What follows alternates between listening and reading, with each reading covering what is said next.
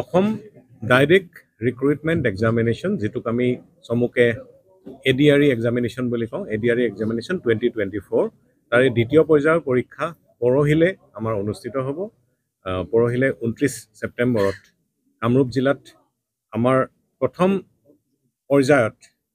অৰ্থাৎ প্ৰথম ফাৰ্ষ্ট হাফত আমাৰ প্ৰায় 54টা চেণ্টাৰ আছে আৰু দ্বিতীয় পৰ্যায়ত ছেকেণ্ড হাফত আমাৰ 19টা চেণ্টাৰ আছে আৰু এই চেণ্টাৰত আমাৰ কেণ্ডিডেটৰ সংখ্যা প্ৰথম হাফত 37,083 গৰাকী পৰীক্ষাৰ্থী অৱতীৰ্ণ হ'ব আৰু তাৰে ভিতৰত মেল কেণ্ডিডেট আছে 19,030 জন আৰু ফিমেল কেণ্ডিডেট আছে 18,053 জন এই আটাইখিনি পৰীক্ষাৰ্থীৰ কাৰণে আমাৰ চেণ্টাৰ হৈছে 54টা চেণ্টাৰ আৰু তাৰে ভিতৰত PWD অৰ্থাৎ পাৰ্চন উইথ ডিজেবিলিটি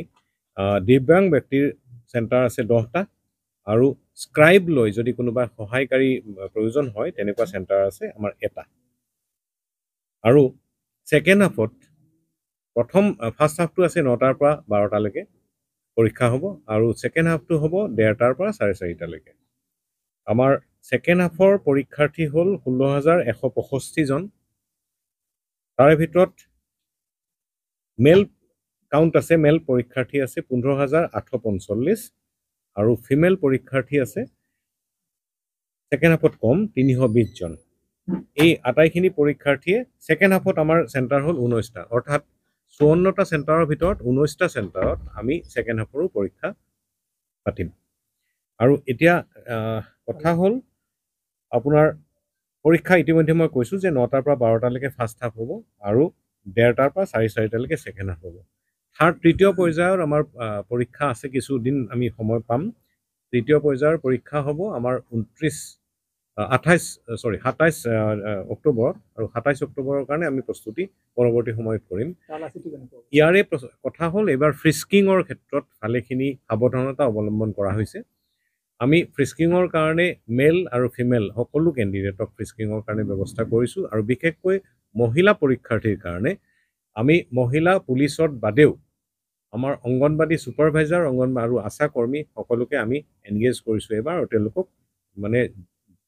যথোযুক্ত তেওঁলোকক প্ৰশিক্ষণ দিয়া হৈছে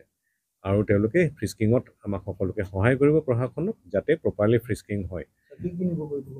মোবাইল ফোন কোনেও নিব নোৱাৰে 100 মিটাৰৰ ভিতৰত কোনো ধৰণৰ আমি এলাউ নকৰিম এইবাৰ মাত্ৰ এটা নতুন সংযোজন হৈছে যে লেবেল নথকাকে ট্ৰান্সপাৰেণ্ট খোৱা পানী বটল পৰীক্ষাৰ্থী এগৰাকীয়ে পৰীক্ষা হললৈকে দিব পাৰিব অকল তেওঁ সেইটো বস্তুৱে নিব পাৰিব আৰু আন কোনো ধৰণৰ গেজেট নিব নোৱাৰে এইবোৰ আঁতৰত কৰবাত তেখেতে নিজে থ'ব লাগিব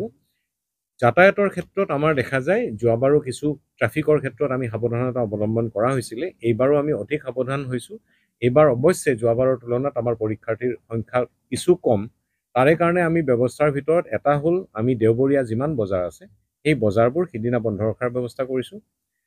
100 মিটাৰৰ ভিতৰত যিখিনি দোকান পোহাৰ আছে সেই দোকান পোহাৰবোৰ আমি বন্ধ ৰখাৰ ব্যৱস্থা কৰিছোঁ যাতে পৰীক্ষাৰ্থীৰ কোনো ধৰণৰ অসুবিধা নহয় আৰু আমাৰ যাতে পৰীক্ষা চলাবলৈ কোনো ধৰণৰ অসুবিধা নহয়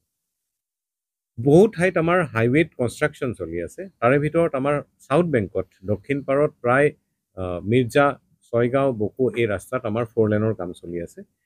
আৰু এই কামবিলাক কৰিছে নেশ্যনেল হাইৱে অথৰিটি অফ ইণ্ডিয়াই আমি নেশ্যনেল হাইৱে অথৰিটিৰ উৰ্ধ্বতন কৰ্তৃপক্ষক আমি তেওঁলোকক ইনষ্ট্ৰাকশ্যন দিছোঁ যাতে 28 তাৰিখ ৰাতিৰ পৰাই অৰ্থাৎ কাইলৈ ৰাতিৰ পৰা কোনো ধৰণৰ কনষ্ট্ৰাকশ্যন কাম যাতে নচলে বা কনষ্ট্ৰাকশ্যনৰ নিয়োজিত যান বাহনবিলাক তেওঁলোকে যাতে আঁতৰাই ৰাখে যাতে ট্ৰাফিক কনজেশ্যন নহয় সেইটো ইনষ্ট্ৰাকশ্যন তেওঁলোকক দিয়া আছে আৰু আমি আশা কৰিছোঁ যে সিদিনা এইখিনি আঁতৰাই দিয়াৰ পাছত সম্পূৰ্ণ হাইৱেটো কনষ্ট্ৰাকশ্যন যদিও চলি আছিল হাইৱেটো অন্ততঃ যাতায়াতৰ বাবে সুচল হ'ব প্ৰথম পৰ্যায়ত আমি যিমান চেণ্টাৰ আছিলে এইবাৰ চেণ্টাৰ কম হোৱা হেতুকে আমি যাতায়াতৰ ব্যৱস্থাত ভাল থকা আমি চেণ্টাৰবিলাকে আমি নিৰ্বাচন কৰিছোঁ আৰু দ্বিতীয় আগত যিটো পৰীক্ষা হ'ব সেইটো মাত্ৰ 19টা চেণ্টাৰ গতিকে সেইখিনি চেণ্টাৰৰ ব্যৱস্থা আমি ইয়াৰ পৰা লৈছোঁ আমি প্ৰথম পৰ্যায়ত আমি মাজৰাতিৰ পৰাই আমি ইয়াৰ পৰা মেটেৰিয়েল ডিষ্ট্ৰিবিউশ্যন কৰিম তেওঁলোকে চেণ্টাৰ ইনচাৰ্জসকলে লৈ যাব উইথ প্ৰপাৰ ছিকিউৰিটি আৰু তেওঁলোকৰ লগত আমাৰ ছুপাৰভাইজিং অফিচাৰ দুগৰাকী থাকিব প্ৰত্যেক চেণ্টাৰৰ কাৰণে তেওঁলোকে লৈ যাব আৰু ছেকেণ্ড হাফৰ পৰীক্ষাৰ বাবে এগৰাকী চেণ্টাৰ ইনচাৰ্জৰ মনোনীত তেওঁ অথৰাইজ কৰা এগৰাকী শিক্ষক জ্যেষ্ঠ শিক্ষক এজন ইয়ালৈকে আহিব লাগিব আৰু তেখেতৰ লগত আমাৰ মেজিষ্ট্ৰেট আৰু পুলিচৰ এটা টীম এটাই ছেকেণ্ড হাফৰ এক্সামিনেশ্যন যিটো OMR চিট বা কুৱেশ্যন পেপাৰ ইয়াৰ পৰা তেওঁলোকে চেণ্টাৰত ডেলিভাৰী কৰিব আমি সম্পূৰ্ণ ব্যৱস্থা সম্পূৰ্ণ কৰিছোঁ পৰীক্ষাৰ যিখিনি যাৱতীয় ব্যৱস্থা লাগে আৰু আশা কৰিছোঁ যে আমি এই পৰহিৰ 29 ছেপ্টেম্বৰৰ যিখিনি পৰীক্ষাৰ কাম কাজ যিখিনি নিয়াৰিকৈ চলাব পাৰিম আৰু সম্পূৰ্ণ শান্তিপূৰ্ণভাৱে আৰু সম্পূৰ্ণ সুৰক্ষা সহিতে পৰীক্ষা